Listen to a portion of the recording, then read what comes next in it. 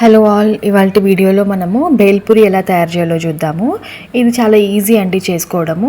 కొన్ని ఇంగ్రీడియంట్స్ ఎక్కువ పడతాయి, కానీ అవి లేకుండా కూడా చేసుకోవచ్చు. సో ముందుగా మురుమురాలు తీసుకోవచ్చు. వీటిని బొరుగులు, పఫ్డ్ రైస్, మరమరాలు కూడా అంటారు.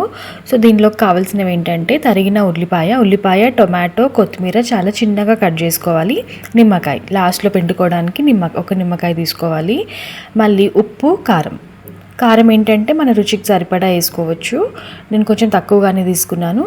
మళ్ళీ సేవ్ అండి, ఇది నేను ఇక్కడ ఆలు భుజియా తీసుకున్నాను. మీ దగ్గర సేవ్ ఉంటే సేవ్ కూడా తీసుకోవచ్చు. ఏం లేదు, ఇవన్నిటిని అందులో యాడ్ చేసుకోవడమే. ఓకే, సో మనకి ఇక్కడ మనకి బండిల పైన ప్రాపర్గా భేల్పూరి అమ్మే వాళ్ళు ఉంటారు కదా, వాళ్ళు టొమాటో సాస్ కూడా వేస్తారు అందులో. సో నేను కూడా మొత్తం కలిపేసిన తర్వాత లాస్ట్లో యాడ్ చేస్తాను. తర్వాత లాస్ట్లో నిమ్మకాయ రసం పిండుకోవాలి అందులో. ఇంకా ఇందులో ఏంటంటే ఉడకబెట్టిన ఆలు కూడా వేస్తారు, కీరా తురుము కూడా వేసుకోవచ్చు.